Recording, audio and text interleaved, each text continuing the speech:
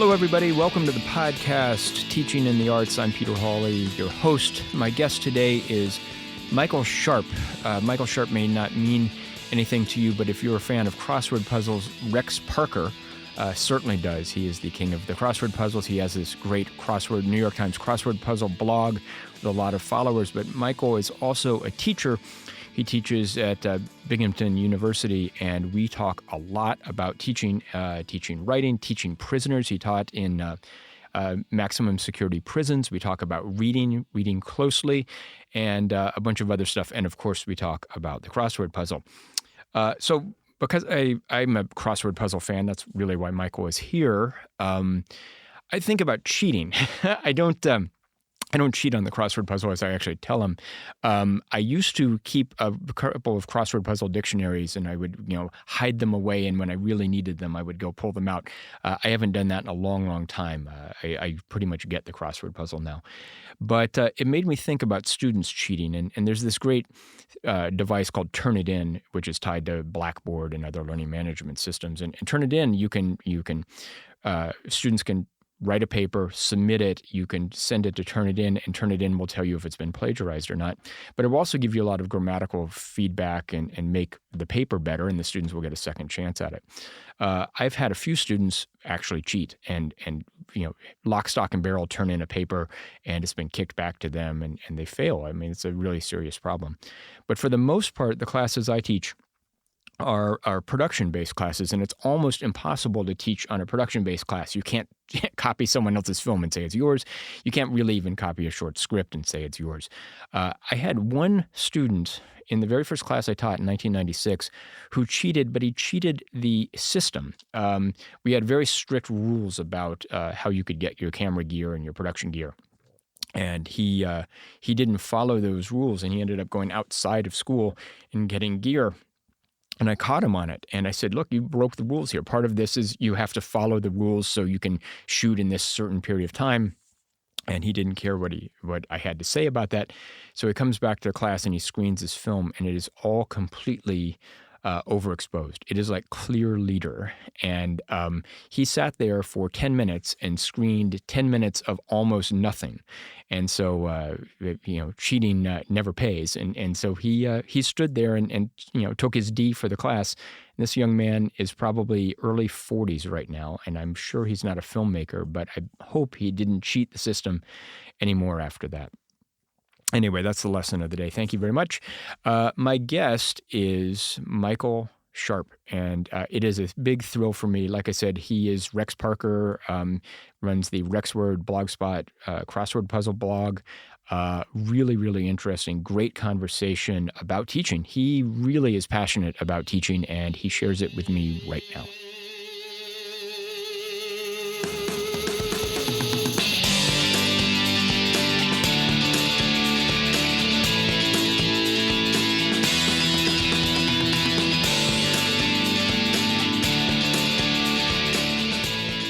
Michael Sharp, thank you so much for joining me. I really appreciate this. We'll talk about your alter ego or egos in a moment, but I really appreciate you joining me. How are things in Binghamton? Have you shoveled yourself out? We dug out. Yeah, we had about a foot of snow a couple days ago, but things are good now. We had 30 inches in a day last year, so this didn't feel so bad. Oh, that's not too. Oh, yeah, 30 inches in a day. That's a lot. So that's right there on the Susquehanna River, right? It's right on the Susquehanna, where the Shenango meets the Susquehanna. Yeah. How about that? So what are you on spring break right now? Maybe that's what they're calling it, winter break. Honestly, it's a long weekend. It's not a real thing. So spring break's in April. Oh, well, when does your term end? End of May then or something? Yeah, I want to say beginning early May. They've been tinkering with it for various reasons. I think that they made this current winter break that we're on, this long weekend, they arranged it so that there would be no students in town for our St. Patrick's Day parade, which is just a festival of drunkenness. And I'm in Chicago. I know St. Patrick's Day parades. Yeah, well, I think that the university rightly has some sense that they can create conditions where it's less likely that students are get into trouble. So that's what they have done. We'll talk about a bunch of things here in a moment. But what are you teaching right now? What are your classes? Currently, I'm teaching 2 courses: a course on comics since 1986, and my standard, I teach it every year, a 17th century literature class. Those could not be more different, I'm guessing. Well, I got hired many years ago as a medievalist, and my regular purview is medieval Renaissance. Those are the core courses, and that's what I've taught mostly. But in the past decade, I've developed other interests and other things I want to teach. So I teach a bunch of other courses that aren't in my original field. Are you tenured there? Oh, no. Are you adjunct, or what are you? It's a long story, but we'll say what's that? They have a term for it now. I'm on a revolving contract. I'm a full-time Lecturer unexploited, but non-tenure, maybe partially exploited, but not. I'm what you would call an adjunct professor on a recurring 3-year contract. Oh, that's good. So you've got some stability. Yeah, I mean again, it's a whole other topic for discussion. But yeah, no, I have. I've been renewed all the time, and good. I have no expectation not to be. Yeah. But it's not a given. There are pluses and minuses to this. I certainly understand that. So before we'll talk about teaching and how you got there and all of these other things in a moment. But many people who are listening to us talk right now know you as Rex Parker, the New York Times crossword puzzle blogger and great follower, and all over Twitter and other places as well. Plus, you have another blog, Pop Sensation. You make me tired just seeing the amount of work you put out. So this is a Monday when you and I are recording this. This is actually 1 week before it's going to go drop on iTunes. And so you had Monday off. Annabelle did it today. Yes, I have two regular substitutes who will stand in one day a month for me, so that I can have a little breather here and there.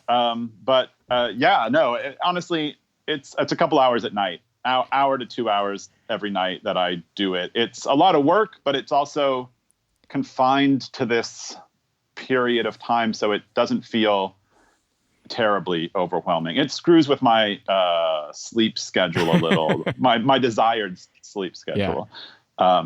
But I've got it pretty well. It's I've been doing it every day for 11 plus years. So I've got it down. I've got a routine. It's really remarkable. And it is one of the things that I really like about it is its consistency, and getting to know you from reading it and looking at it, and then also listening to your podcast. On the grid, I feel like I know who you are, and then I keep seeing all of these references that are very similar to my own references. You like baseball, I know, a lot, and you like movies, and you like pop music, and every time, like yesterday's Sunday puzzle. So I do it Sunday morning, and there was a clue in the bottom right. That's what I call it. I think you probably call it southeast. I do. And noisette, right? Oh, is that how you say it? Yeah, I believe so. It's not noisette. I don't know. But I don't know. But I knew it as a lean piece of lamb, and I said to myself, there is a band by that name. I just thought of that, right? You knew that. I did know that. And then 3 hours later, I go to your blog, and there you are, and you have it says it's in my iTunes, and here's a clip from YouTube. That's right. So I'm sitting there. That's really crazy. So one of the things, and I've said this on this podcast many, many times, is I believe creativity is problem solving, right? And because that's you're trying to figure things out, and certainly. Doing a crossword puzzle day in and day out is problem solving. And then when you put your blog together, it is very creative. It's funny. You've got a point of view. I mean, you've got a voice, which is really, I'm sure when you're teaching young writers to have their own voice, not someone else's voice, I mean, it's super clear on that. How did you stumble into this? I mean, I'm sure there's a long story, but I mean, it's been a long time, but it's so clear you've got a voice there, and I really appreciate that. Well, I'm so glad that you said that. It's really all I have. I mean, at the end of the Sure. day, that's what and this is what I tell my students, what I told my daughter when she was applying to colleges and she had to write those, terrible, the worst genre in the world is the college essay. Second only to, I think, the grad school statement of intent, which is really just like death. But when she had to do that, and she had applied to some pretty good schools. And my wife teaches high school seniors. And so we know what what the generic writing sounds like. And our daughter can write fine. But the thing that we one thing that I told her was there's only one you, like your voice. Don't worry. You don't have to worry about your grammar's fine. You're fine. You don't have to worry about anything. You've gotten this far. Your test scores are good enough. Your grades are good enough. If you're going to write, be yourself and be yourself in a way that you may not. It's better to feel like you're getting something across that's genuine about yourself, that's in your voice, than it is that you try to anticipate what people want to hear, then trying to craft it in a way for someone else. That's never.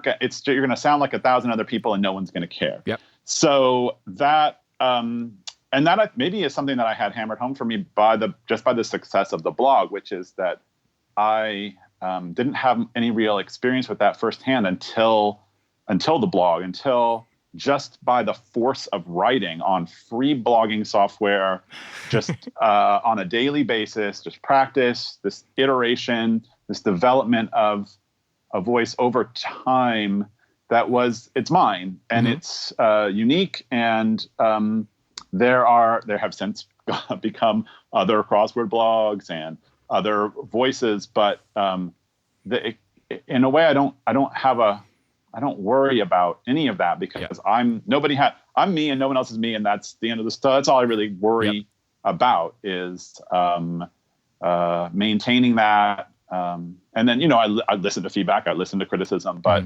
the focus on just trying to articulate yourself in a way that's honest and authentic to you. And if I feel like if you're doing it right, it's not replicable. And therefore all the bad things that can come with producing art or producing writing, or you're jealous or you're competitive or all that kind of, it fades away because there's nobody else who's me. There are other people and they do their thing and that's great, but there's only one you. Yep. I'm starting to sound like a cliche. No, you sound like a teacher. There's only one you, Peter.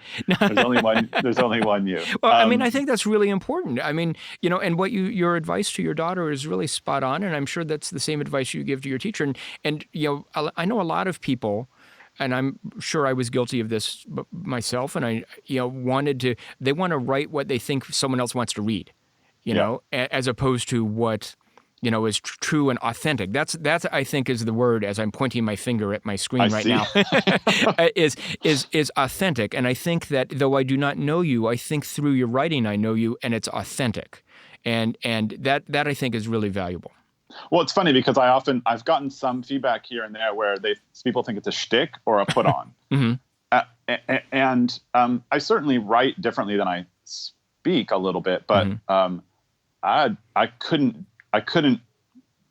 I just feel like I couldn't do this thing every day if it were a put on, if it were like some kind of shtick I was doing. Like whatever I'm doing, it's not made up.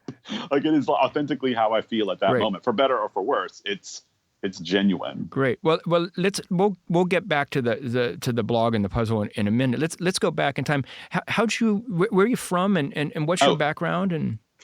So I'm from California. I grew up in Fresno, California, and went to school in Claremont for college, and then went to Michigan for grad school, and then got the job here. I've been in school. I was telling my wife this the other day. Since I was 3. I honestly have never had a fall that didn't mean like, one fellowship year. Maybe I guess I didn't have to do anything, but otherwise every fall has meant school Yeah, to me. I still, for me, when Labor Day rolls around, I hate it because like it's in my mind of I'm going back to school Yeah. as a student, and that damn Jerry Lewis telethon, I still think about like Oh, wow. that's the end of the summer and it's all over after that point, and now you're going to school. And as much as I love teaching, I hated going to school, and so like Labor Day just is like I hate Labor Day. I'd much rather have Memorial Day and 4th of July in terms of summer holidays, you know. Yeah. So brothers and sisters. I mean, you know. Yeah, I have a sister Amy, who's lives in Colorado, and is a nurse. And yeah, my mom and dad are still alive, retired, and divorced. And my mom's in Colorado on my sister's property. Wow. And my dad lives in Carmel by the sea. Nice. So no, yeah, it is nice. Did they encourage you as to read? I'm assuming. I mean, but what kind of what did you aspire to do when you were a young guy? I don't know why I think that's funny. Nobody ever asks me these things, Peter. I didn't have much of an aspiration. I think when I was young, I wanted to be a doctor or a lawyer because my dad was a doctor, and then my mom eventually went to law school and became a lawyer. I had no great aspirations. Huh. I was a pretty shy kid. I spent a lot of time alone with my baseball cards, and trying mostly successfully not to get bullied. So it was a lot of video games and baseball cards, and I did pretty well at school, but it was never. I don't think I had any great aspirations to do much of anything when I was young. It was really college where I don't know, the world opened up. That's a great thing about college, isn't it? I mean, when you go there, I mean, I've said on this podcast several times, and just to people in general, the best thing about college is being around all these other 20-year-olds and being turned on to stuff. You know, what happened? You went to Claremont or Pomona? I went to Pomona in Claremont. It's part of the 5 college system, right? Yeah, and there's Harvey Mudd, and Pomona, those are good schools. Harvey Mudd, Scripps, Pitzer, and Claremont McKenna. Yeah. And they are good schools. And it was like someone took in fact, they film movies there. It's like someone took a stereotypical ivy-covered East Coast little school and just plunked it down in the inland Southern California, where it does not belong at all. But if you go to Claremont, it's this insular, beautiful 5-college community. And so I went there. And yeah, what you said about college is exactly right. My feeling is I had some great professors and I learned a bunch in school. But mostly what I learned was about the world and about music and about politics from these people who were from all over the country and the world.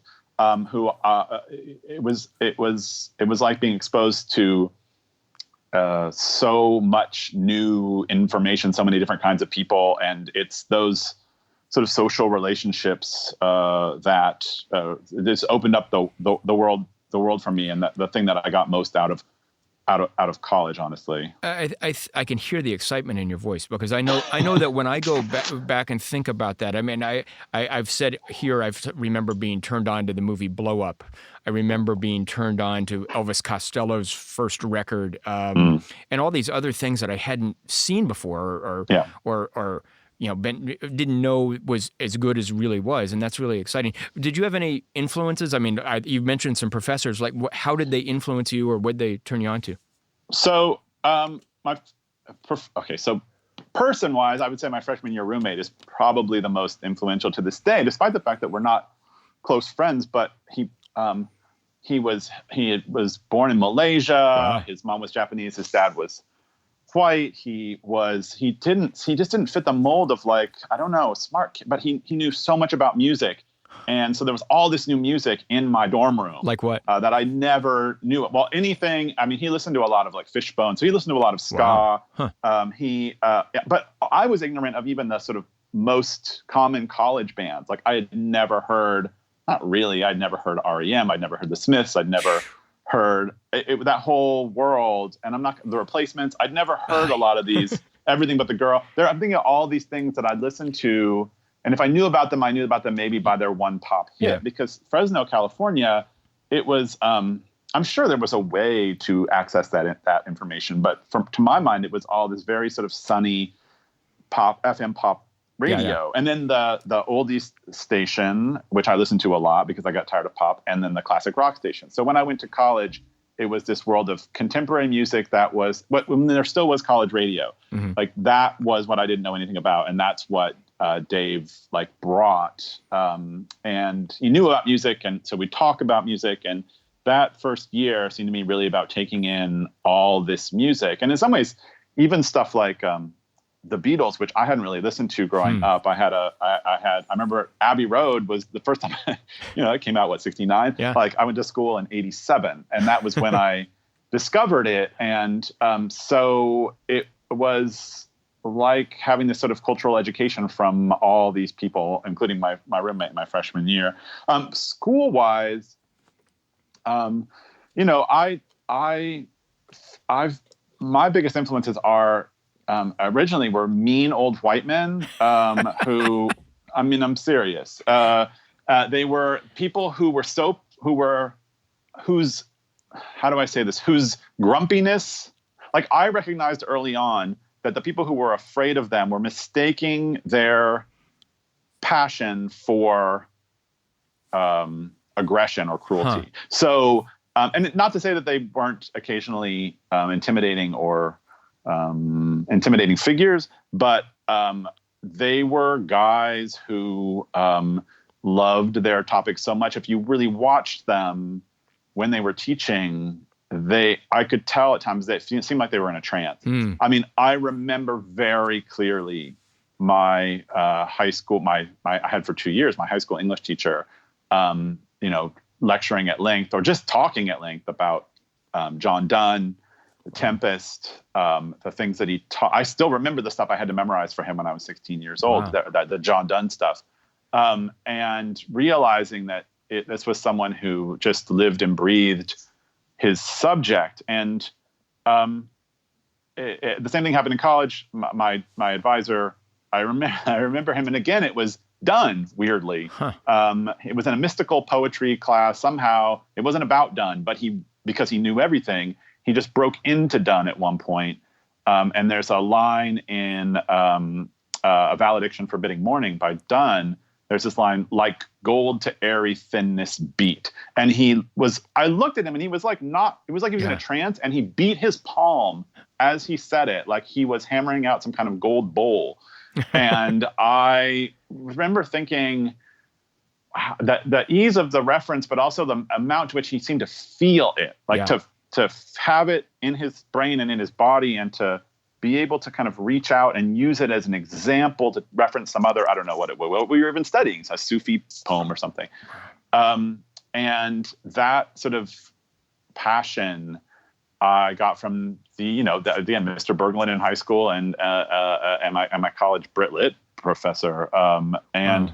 So that's my earliest memory of like, what does an English professor do? And it mainly was like read John Donne and become, possessed. That was the first thing. Later on, it got tempered by a whole bunch of other different important teachers and expanded. But that's the impetus, was John Donne via two kind of scary old guys that I somehow got past my intimidation factor. Wow. And I had a teacher that I had a couple of times. His name is Alfred Appel, and he's dead now. But he was a student of Nabokov's. I never know how to pronounce it, and did one of the translations of Lolita.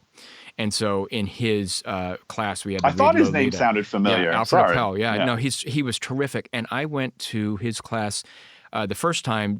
I loved the books, and I had read most of the books already anyway. We had to read Gatsby and stuff like that. But I would go and just listen to him lecture. And just as you described, he was so passionate about it. And we were reading Hemingway. We were reading Big Two-Hearted River, Hemingway. And he was talking to us, and he got to a passage, and he talked about, Nick, in the story, Nick liked to open cans.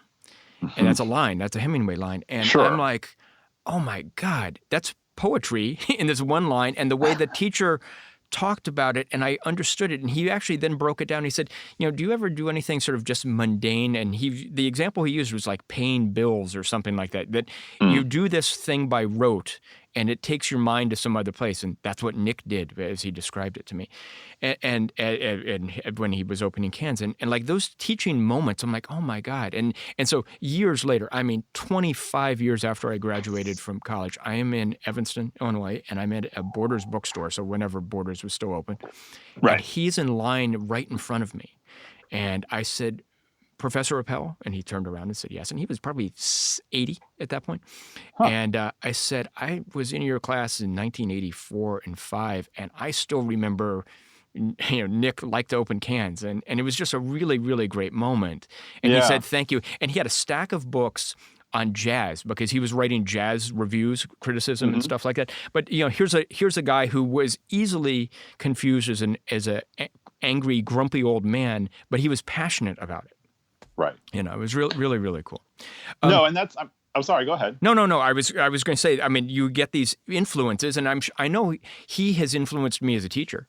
Because I can be a grumpy old man when I'm talking about stuff I really care about in film and things. That. That's been my feeling about teaching is that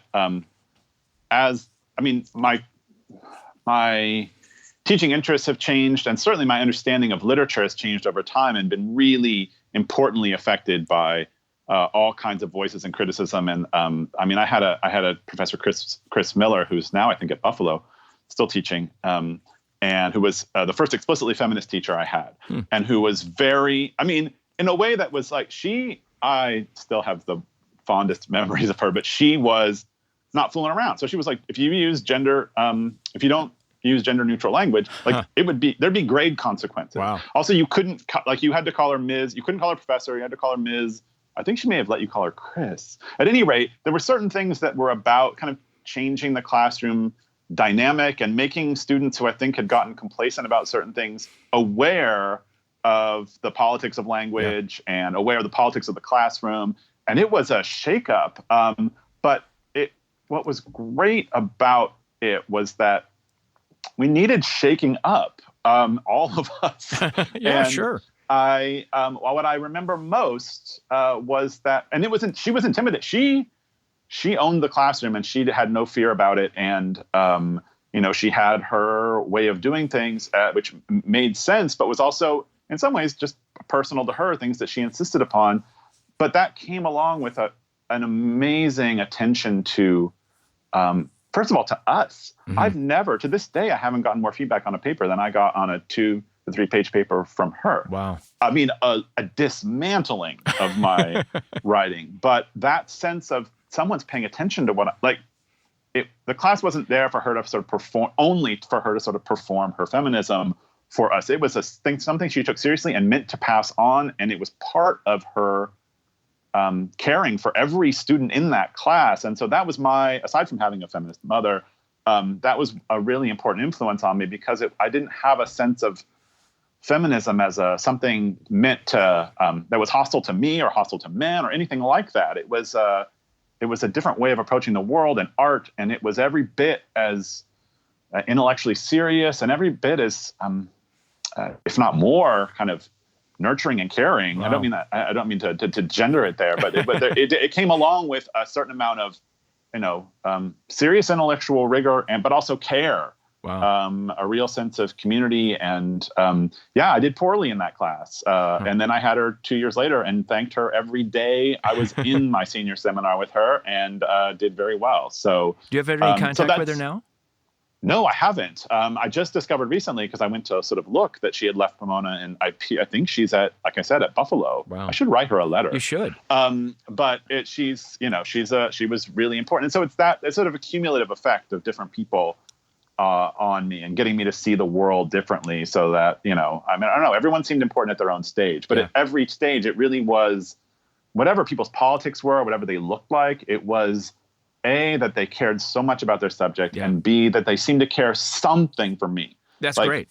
Not in the sense of I'm going to make it really hard on you because I believe that you're capable of being better than you are. And that's always informed my teaching. And sometimes that can come across as it can be not the most pleasant experience for a student Yeah. who's used to being praised most of the time, but that's always where my heart is anyway. So, Well, what's really interesting, earlier you were talking about your daughter writing her college application essays, and I can hear you talk now about you're being a teacher to her as well as the parent to her in just how you were talking yeah. there. And I mean, so many students these days have been praised. I mean, I say all the time, they've won the 8th place medal. And they're just used to that. And like, what do you mean this thing I just handed you isn't perfect? My mom says it's good. I mean, that's a real shock, but that's what going to college is about, and also when they know that the teacher cares about them, it makes a huge difference. So, Yeah. So some of the stuff you learned as a college student, when did you in your brain make a shift to, I want to teach. Maybe I can do this as a career. Were you ever thinking about being a writer or something else? Sure. I'm still thinking about it. But honestly, I can tell you that when I went to grad school in '91. Did you go straight from college to grad school? Wow. Yep. Was a mistake. I had 10 years off. I honestly, I didn't know what else to do. I think it was the sort of George Bush the first recession, and I didn't have any skill. I don't know. I didn't know what I thought. Well, I like what I'm doing. Yeah. I can just keep doing that without really thinking about the fact that would mean that I would at some point be standing in front of a room or being responsible. It honestly didn't occur. Like that part never really entered into it. It was more like, I'm going to keep doing what I'm doing. We'll see where that goes. So, and it took a lot of doing for me to become comfortable speaking at all. I was always the kid who was actually pretty quiet until I felt like I had, and I don't know, until maybe a time had passed and some sense of validation I'd gotten that my voice might be worthy, and then I'd start participating. But it took a long time to get there in high school, and then when I went to college, it immediately went away, and took a long time to get it back for college. And then when I went to grad school, it immediately went away, and it took a while for it to come back for grad school, because it didn't come naturally to me, that idea of offering my voice up for public consumption. Because again, I was a pretty fearful kid in a lot of ways, and fearful of being wrong and insecure about how much I knew. And so that was what was driving me. Eventually I had to get over that. You sure did. And just through the blog, you're clearly over it. And I know just all the years of teaching, you're over it. But that is a huge thing. It's like, getting out of your own way. It reminds me of the Albert Brooks film when he dies, and Meryl Streep's in it. I'm blanking on the name. Oh, wow. No, I know what you're talking about. And his fear is what's stopping him from succeeding and getting ultimately what he wants. And we have to get over that, in our own heads. Your life. Defending your life. Yes, right? absolutely. Yeah. Absolutely. What a brilliant film that is, man. When I first saw that film, I'm going to digress here, but when I first saw that film, I thought it was an incredible comedy. Just like laughed my head off. I didn't see it for 10 or 15 years, and it says a lot about where I was in a different place. I cried at the end of the film. Yeah, no, that makes sense. Because he overcame his fears, and he ran across traffic to get to Meryl Streep. Oh, no, that kind of thing happens to me all the time now, where I'm like, oh, I've seen that, or I've read that, and then I read it, and I had seen it or read it as a 20-something, and then I read it or see it now, and it looks like completely different and is moving or irritating. So it can go the other direction too sometimes. In a way that's completely different to my younger self. Sure. Yeah. So you were in grad school. You were studying English lit. What were you studying? And I was on English literature. Grad student. I went into medieval studies. I was not sure when I went what it was going to be, but that's sort of what I feel like a lot of my decisions in life. Where I feel like is it a pachinko or plinko machine where the ball goes up and then it just kind of bounces down and it's going to go somewhere. It's because there's a gravity pulling it down, but exactly where it goes.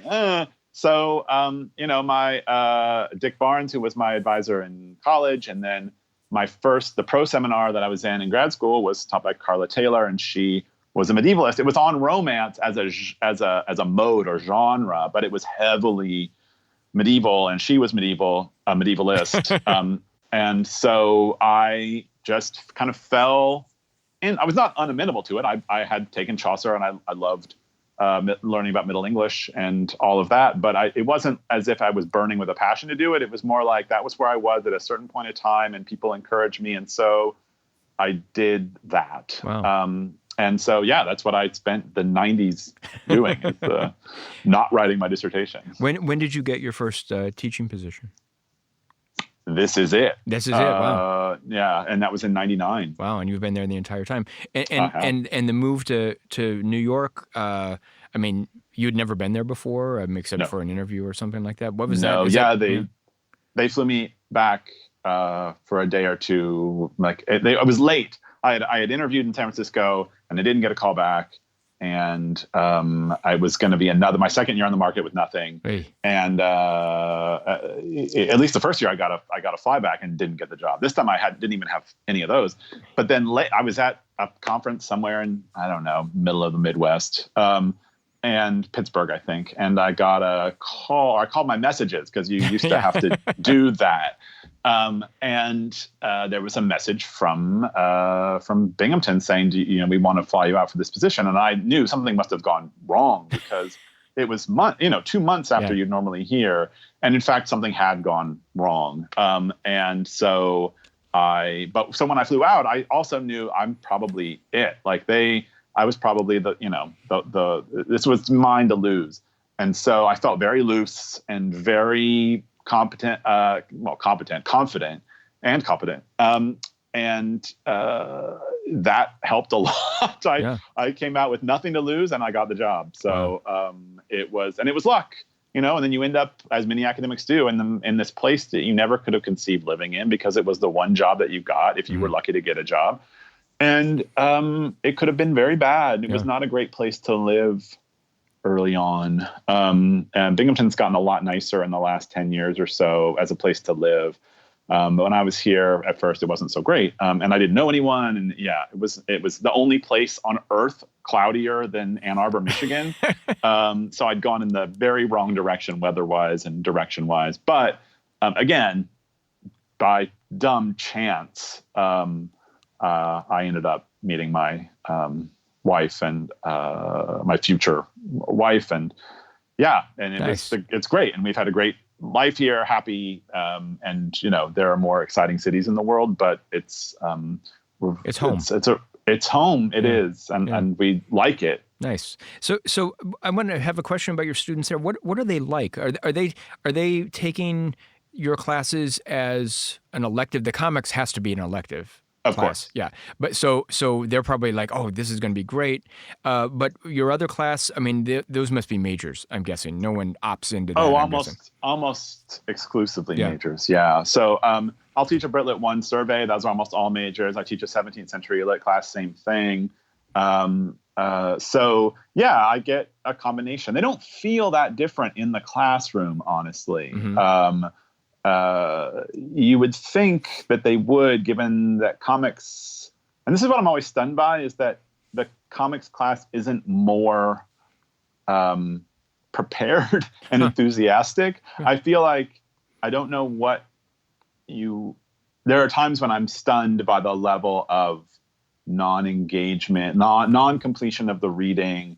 And again, my expectations are pretty high, and I don't know that this is they're any different from many other students in other places. But and the ones that are good, and honestly, it's the bulk of them. It's very good. Mm-hmm. But there's this level where I don't know.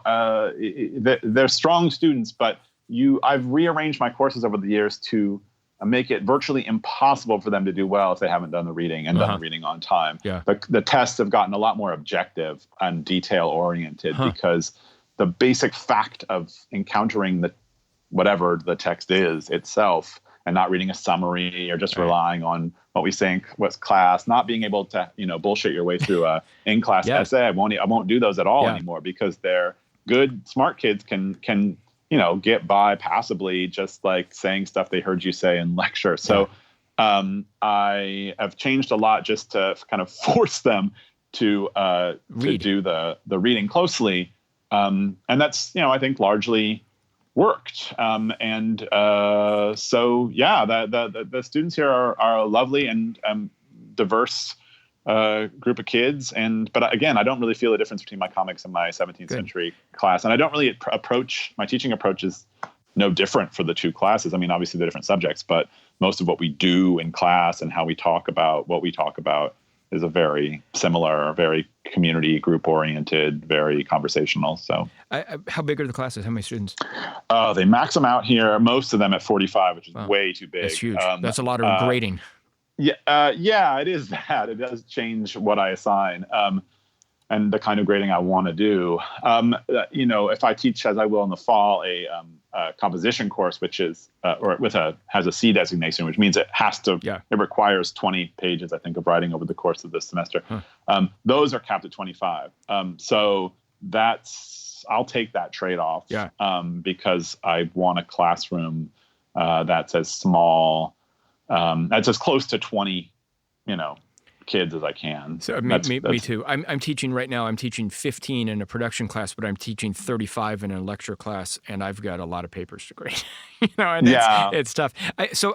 You've brought up two things that I really wanted to get to. I want to talk about teaching reading, and I want to talk about teaching writing. When I was in grad school, the very first professor I had in grad school said he had been the head of the English department in Emory, and before he came up north, and he said, I was head of the English department, but I always wanted to call it the reading department because what we really do is teach people how to read closely.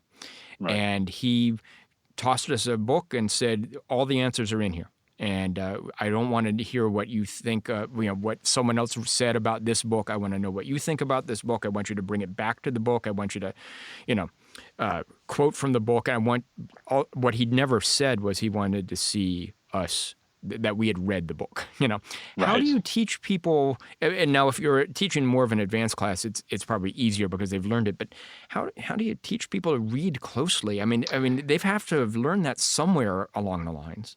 Yeah, and you'd be surprised that I don't think my feeling is that there's not a lot of cumulative knowledge where English is concerned. That is, I can't rely on their having learned much of anything skill-wise. Honestly, I know that they will have had your composition courses at that point. I know they will have had other English courses, but not all of them will have put a premium on content on the skill of close reading. Some classes skew toward other things, and so I have to make a point of. It happens a lot in class. I try to put things under the microscope in class and have in class writing timed, not timed writing assignments on a routine basis where they're just asked to write about. I'll put something up on the overhead, a poem or a piece of prose or a comic. Comics, this works really well because it requires a certain kind of attention to detail. And then ask them to write about what they see or ask them a specific question and have them, again, it's timed and they're never to stop writing. They're just to write the whole time. And then I let them talk amongst themselves in small groups about what they saw and what they wrote. And then we talk again as a large group. And so breaking up the different ways of looking at things where you're personally looking at the work itself and trying to say something about it and then talking in small groups about how each of you saw it, and then talking in the bigger group. It's this way of kind of modeling different approaches to whatever text we're looking at, and kind of circling back a lot and really focusing maybe more on a single word, a single line, a single panel than, I think that they're used to, because especially as students, you have a bulk of reading to get through. So you're constantly just focused on like, Good writing is writing that you can read quickly. Like you want to be done. Yeah. And so to try to slow them down, which is all I'm ever trying to do, is put the brakes on. All I'm trying to get them to do with comics in particular, which can be read so quickly if you want to, and so much of what makes comics beautiful and meaningful in ways that other writing forms aren't, it can't be experienced at that breakneck speed. So anything I can do to kind of put the brakes on and to just bring their attention back to the text and have them point to it Sure. and look at it and use it as the basis for what they're saying, as opposed to sort of having opinions that seem to float kind of free of the text and be vaguely related to them. I do want them to have respect for the work itself, even if their feelings about the work their feelings are negative. You have to respect the integrity of the work that you're dealing with, and at least be speaking about it as it is, not about it as you kind of feel it is, or you know, remember it. So did you learn this technique anywhere? Did a teacher make you go through this? Where, I mean, it's very Yes. thought out. You didn't, you didn't just pull it out one fall day. True. What happened? Well, I had a lot of teachers who put a lot of focus on close reading. So that my high school English class is a paradigm, and we had a lot of time there. So when we read The Tempest, I had an exam on every act of The Tempest. Huh. So we'd spend a couple weeks more on each act. I feel like it must have been at least a couple weeks per act, something like that. And then we'd have an exam on it in detail. I mean, where nothing could get through.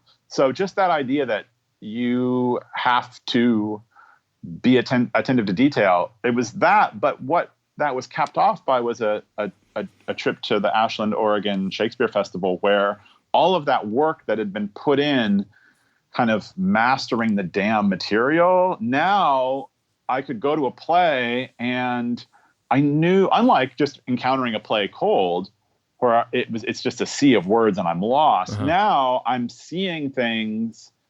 I'm seeing that play differently because I'm not lost. I know exactly so I can focus on the interpretation. I can focus on what they're doing. I can focus on the choices they've made. And we could talk about what the meaning of those choices are when we get back to school, because we have this groundwork of kind of mastery. So that attention to detail was there even in high school. And then Arden Reed, a professor of mine who just recently died at Pomona, he assigned 2-page papers that were, formal close readings of short poetry. It was romantic poetry at that point. I think it was Britlet 2 I had with him. But it was that idea of you had to, really closely think about meter and rhyme and word choices and all of the mechanics of the poem, as well as the sort of meaning of the poem and the beauty of the poem. I was drilled in it. Short poems, short papers, clarity.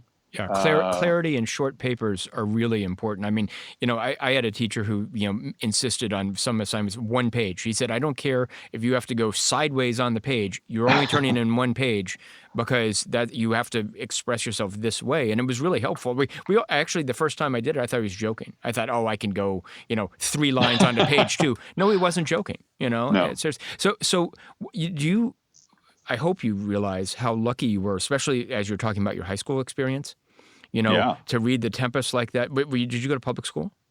Oh, yeah, I went to. I mean, this is the other thing. Is just the stupidest luck. So I go to a public high school in Fresno, California. It's just the local high school. And I have 3 teachers, French, calculus, and English. I remember this. I mean, they're still with me. Like, it's that indelible. Like, that I thought you'd be lucky to pull them. Like, if you had to pick, if you had your pick of teachers, I couldn't imagine picking better people than I had.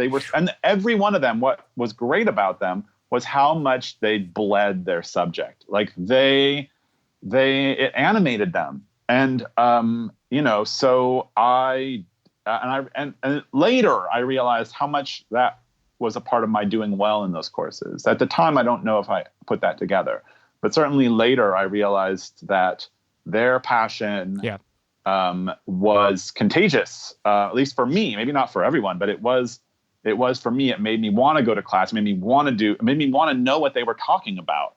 So, I was dumb luck, just stupid, ridiculous luck. Well, you're so passionate about it. It's really great to hear. So I want to talk about teaching writing for a minute. I mean, you sort of talked about it when you're teaching reading, about close reading, but like, how do you teach writing? And then I want to talk about prisoners. I mean, writing's hard, especially for people who are used to, and this is a gross generalization, texting, not writing formally at all, having not been taught properly how to write, things like that.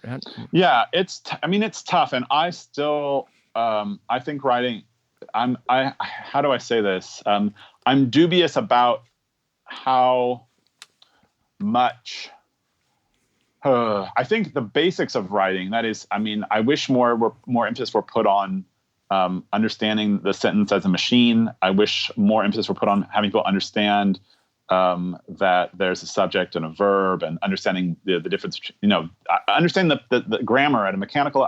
That to me is it's fundamental to kind of getting a feel for how language works. So when students don't have that, that's the other thing. The same teacher that gave me, that much time on The Tempest, the first time I had him, junior year, the entire first semester, we did grammar. And I mean, we did nothing else. Hey. Nothing else. We didn't do literature. We worked our way through a grammar book, and somehow that was made beautiful to me. It was like having the language kind of opened up. I was seeing under the hood or something. So, and it was also, it felt to me not subjective. Like it felt like something almost mathematical, like I could understand.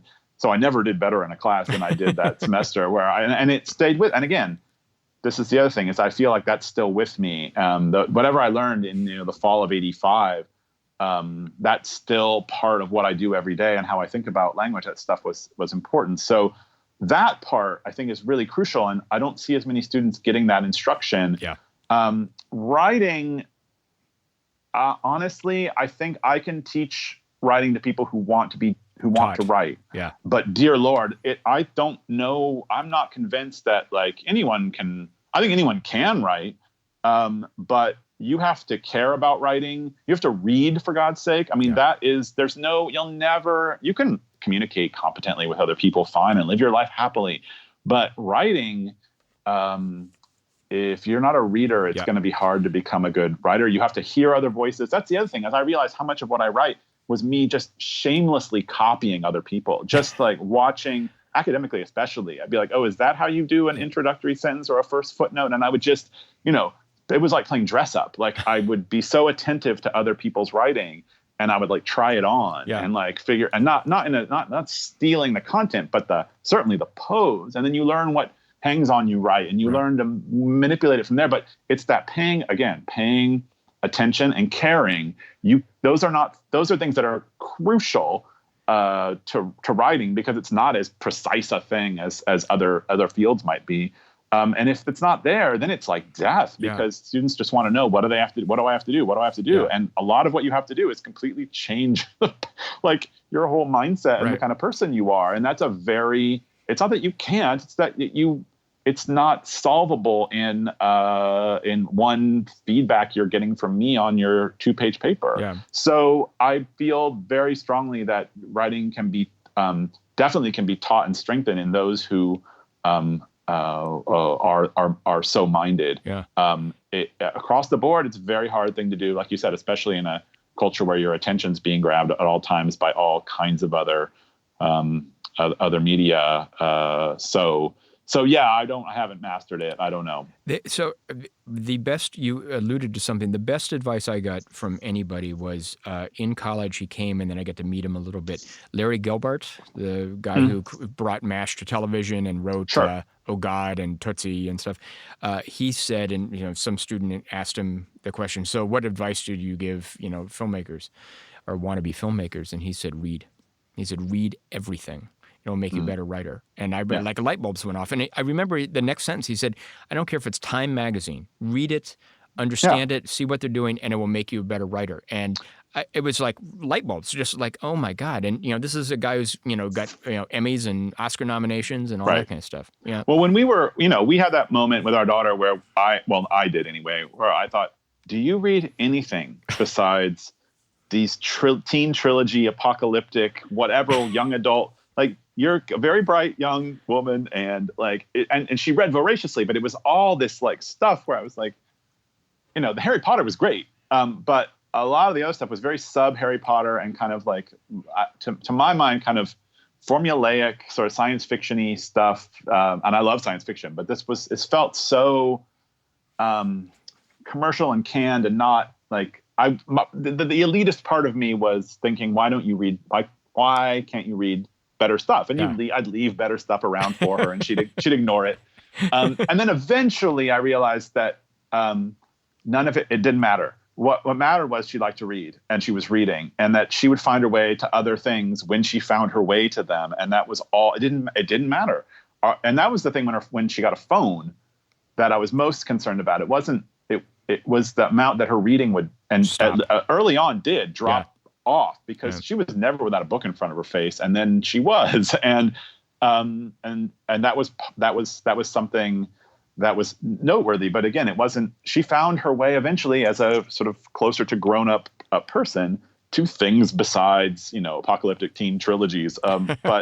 But early on, it was just that. It was the habit. It was reading. It was seeing sentences. It was feeling sentences. It was knowing how sentences were constructed. So she could feel, and she could work in subordinate clauses. She understood the rise and fall of a sentence, and it wasn't because she was so all-fired smart. It was because she just was swimming in it all the time. And so you're absolutely right. It's reading, and it's not so much whatever imagined quality of reading that you're reading. It's that you're doing sustained reading. I would say that longer form reading probably has more of an effect. I am a bit concerned with the sort of scanny way that people read online. I do think that is different in practice anyway. But they're picking up plot. They're picking up plot and ideas. They're not picking up writing.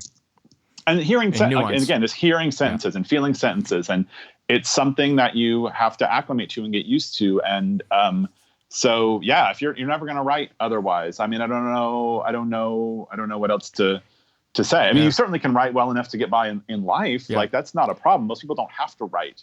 But reading's number one, and everything kind of follows from that. I again, in grad school, I was taking a class, and we were reading the Iliad, and we read the Iliad out loud quite a bit, which at first I thought was really corny. I'm 30 years old at that point, and I'm reading the Iliad out loud.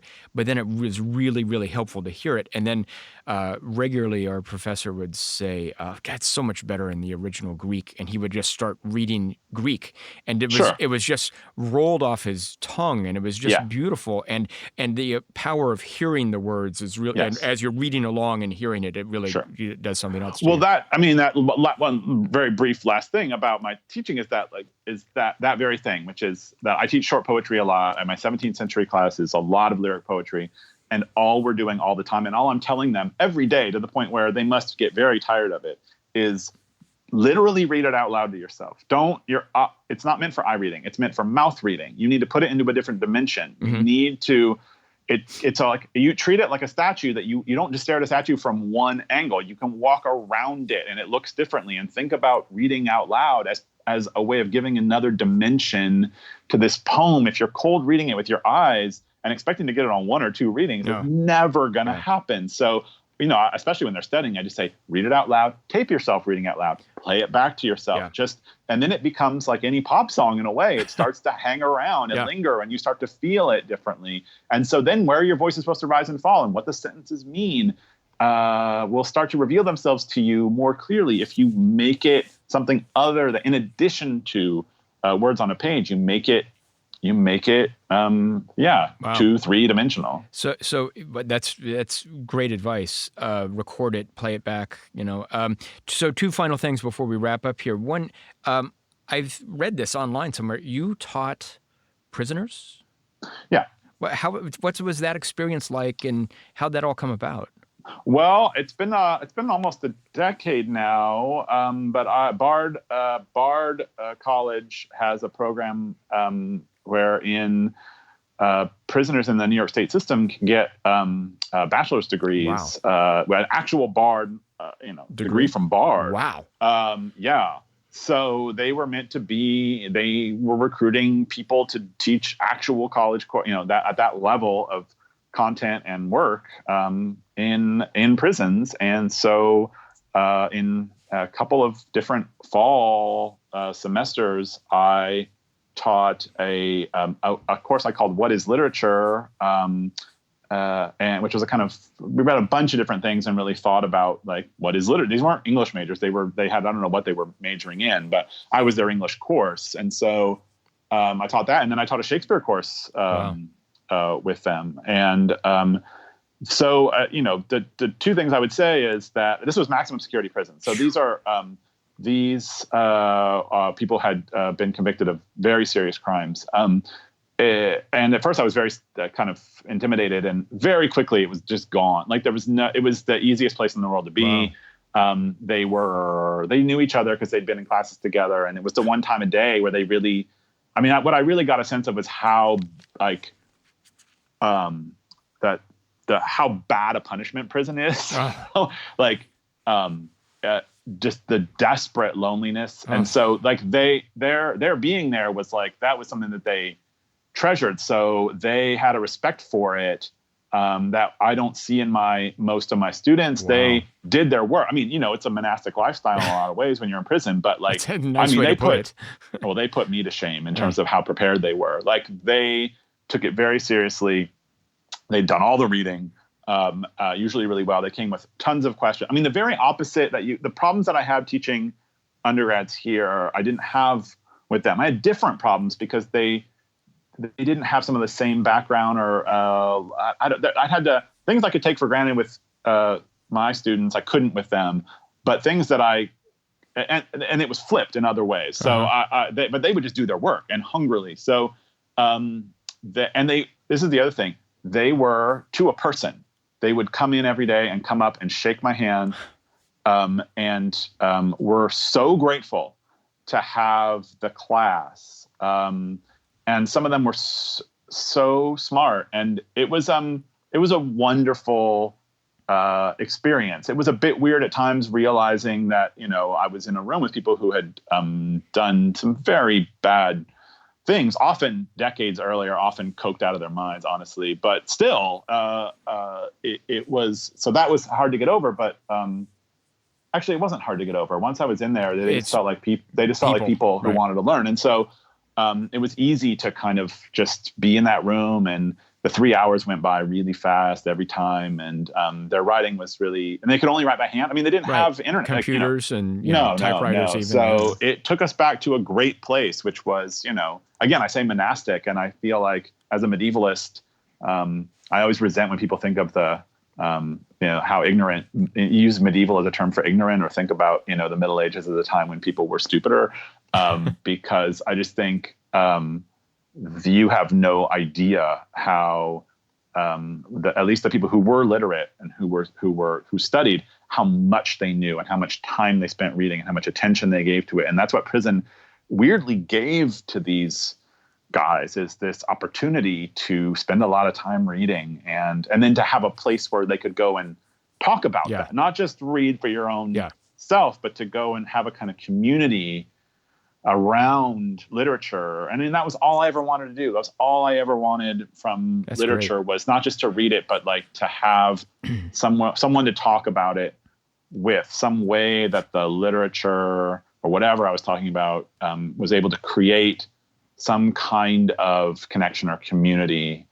So it was lovely. I don't know why I haven't done it since then. I may do it again, but at any rate, great. Yeah, that's really nice to hear. That's just makes me feel better. So finally, I just want to wrap up back where we started talking about the blog.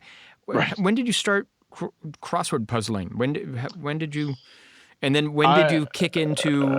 I got a blog about it.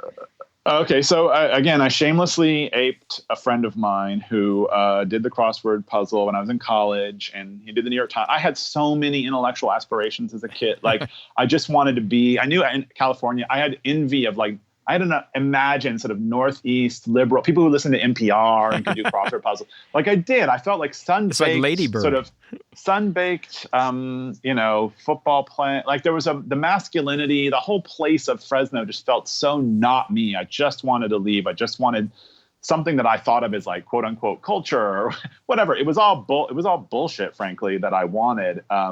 And it was all mistaken too. But it definitely was a yearning for something more than I had. And that was authentic. So when I was in college, it was this guy who could do the Times crossword. And he was someone I liked and admired as a friend of mine. So I started doing it with him. And then I got better and better at it. And then when I went to grad school, it was the ultimate thing to kind of do between classes or when you didn't want to do your homework. So this was when it was still on paper. I'd go into Grazie Cafe, which is on the corner there in Ann Arbor, downtown Ann Arbor. It's no longer there, but it's on by the state, by the Michigan Theater. And I would take their paper, which was on, they had actual papers on those long sticks. Woods, yeah. And I would get in there early so that no one had done the puzzle. And then I would do the puzzle in the cafe's paper. And part of me felt bad about that, but then part of me felt like somebody's got to do it, so why not me? So I would do it there. And then slowly over time, I realized I was never going to get past Wednesday unless I actually try, like was patient. And so it became a battle of wills. Like I got very determined to finish. And then that pushed its way to Friday, Saturday. And I would just spend hours sometimes just like not giving up. Mm-hmm.